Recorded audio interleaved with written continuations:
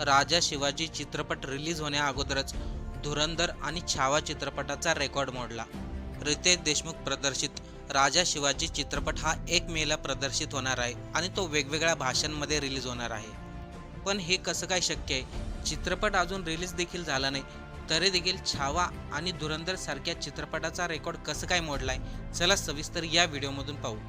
राजा शिवाजी हा चित्रपट येणार हे बऱ्याचशा लोकांना माहिती होतं, पण जेव्हा या चित्रपटाचा ट्रेलर रिलीज झाला तेव्हा संपूर्ण महाराष्ट्रामध्ये जोरदार चर्चा सुरू झाली.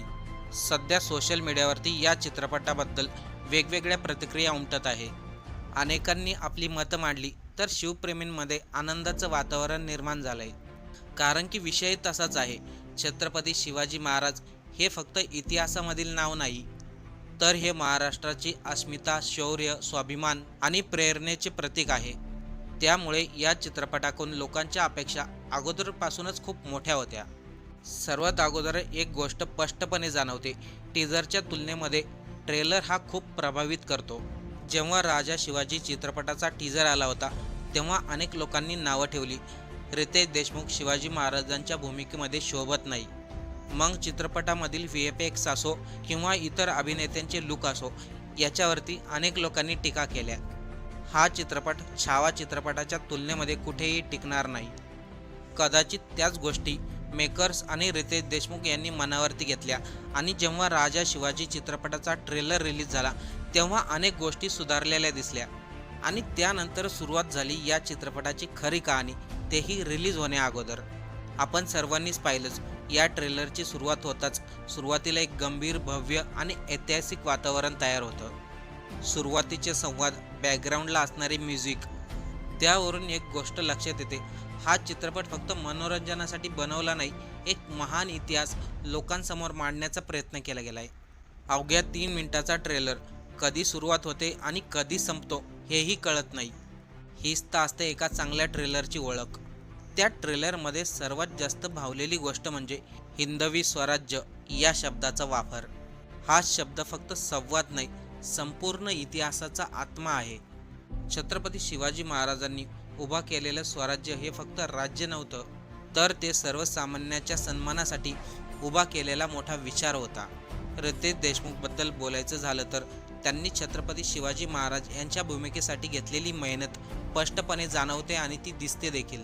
महाराजांची भूमिका करणं हे कोणत्याही नेत्यासाठी एक मोठं आव्हान असतं, कारण की महाराजांची भूमिका फक्त अभिनय करून निभावता येत नाही, कारण की ती भावना, आदर आणि समर्पणाने जगावे लागते.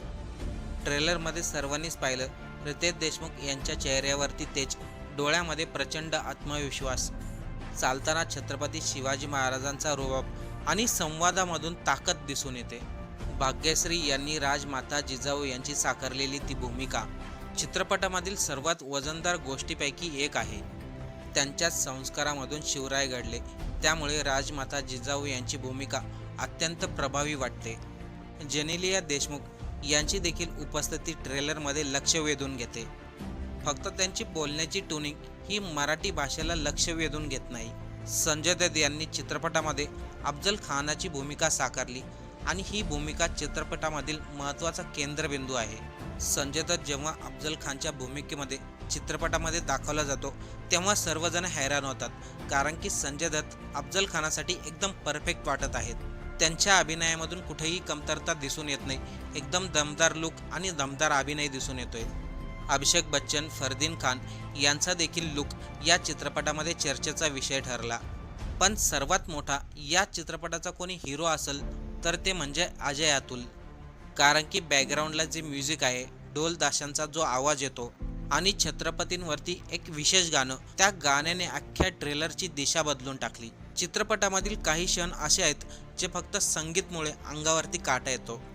कोणत्याही चित्रपटामध्ये अजय अतुल यांची म्युझिक एवढी दमदार असते, ते फक्त दृश्याला साथ देत नाही तर दृश्याच्या आत्म्याला देखील साथ देतात. या चित्रपटाची आणखीन एक खास गोष्ट म्हणजे ज्या डायरेक्टरने छावा चित्रपटासाठी काम केलं होतं त्याच लक्ष्मण उतेकर यांनी राजा शिवाजी चित्रपटासाठी देखील काम केलंय. त्यामुळे छावा चित्रपटाच्या तुलनेमध्ये राजा शिवाजी चित्रपट याच्यावरती अधिक जास्त जोर देण्यात आलाय.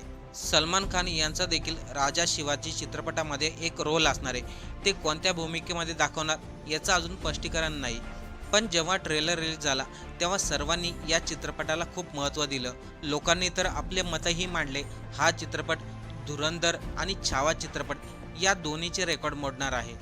आपण व्हिडिओच्या सुरुवातीलाच सांगितलं, चित्रपट रिलीज होण्या अगोदरच राजा शिवाजी चित्रपटाने सर्व रेकॉर्ड मोडले. पण हे काय ऑफिशियली रेकॉर्ड मोडले नाही, तर लोकांनी आपापले मतं मांडली आहेत. लोकांनी रिलीज होण्याच्या अगोदरच सांगितलंय, राजा शिवाजी चित्रपट हा सर्व चित्रपटांचे रेकॉर्ड मोडणार आहे. त्यामुळे ही गोष्ट स्पष्ट होते, रिलीज होण्याच्या अगोदरच सर्व रेकॉर्ड मोडले गेलेत.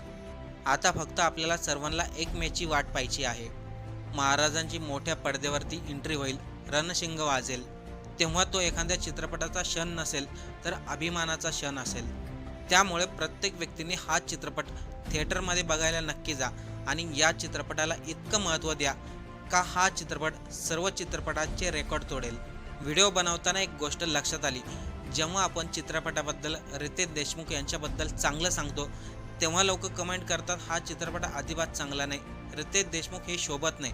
आणि जेव्हा आपण या चित्रपटाबद्दल वाईट बोलतो तेव्हा लोक म्हणतात, हा चित्रपट खूप चांगला आहे, रितेश देशमुख यांनी या चित्रपटासाठी फार मेहनत घेतली आहे. म्हणजे दोन प्रकारची लोक आहेत. जर आपण चांगलं म्हटलं तर त्याला नावं ठेवतात आणि जर आपण नावं ठेवलं तर लोक त्याला चांगले म्हणतात.